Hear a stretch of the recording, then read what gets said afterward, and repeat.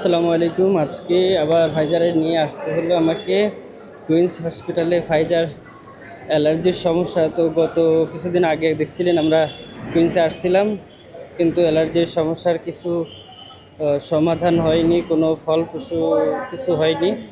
ওষুধ খাওয়াইছিলাম, এখন আবার ডাক্তারের কাছে আসলাম, আজকে আবার প্রেসক্রিপশন দিবে।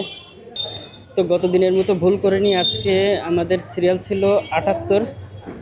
তো 78 সিরিয়ালে এর মধ্যে সিরিয়াল ব্রেক করে যদি দ্রুত সময়ের ভিতরে নেওয়া যায়। আগের দিন অনেক আগে এসেছিলাম, এসে তারপরে আমরা আসলে বসেছিলাম, এত না বসে থেকে আজকে মাগরিবের নামাজ পড়ে তারপর বের হয়েছি বাড়ি থেকে।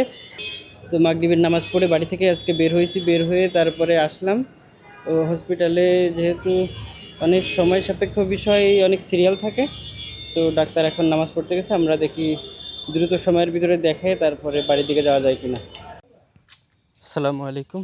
গতকালকে দেখছিলেন যে আমরা গেছিলাম ডাক্তারের কাছে ফাইজারে নিয়ে। ডাক্তারের কাছে আমার সিরিয়াল ছিল 78 সিরিয়ালে হচ্ছে আমি ভাবছিলাম যে মাগরিবের পরে বের হব, বের হয়ে গিয়ে তারপরে আমরা 8:30টার ভিতরে পৌঁছাবো, আর ডাক্তার দেখে এমনি সাথে সাথে চলে আসব। তো গিয়ে পড়ছিলাম।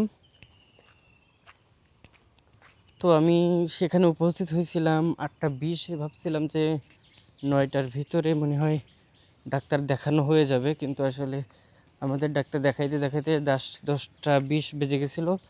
তারপর ওখান থেকে মনিহার পর্যন্ত আসতে আমার মোটামুটি 20 মিনিট। এতে এতে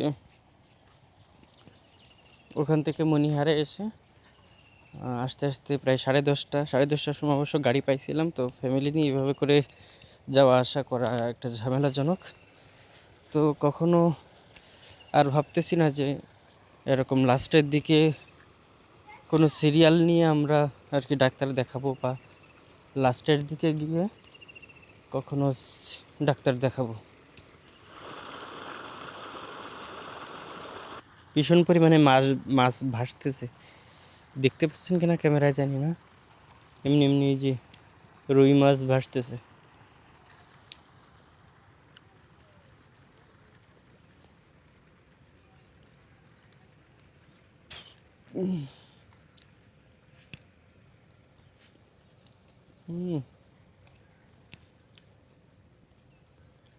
আমাদের এদিকের ঘেরের মাছের স্বাদ বেশ ভালো।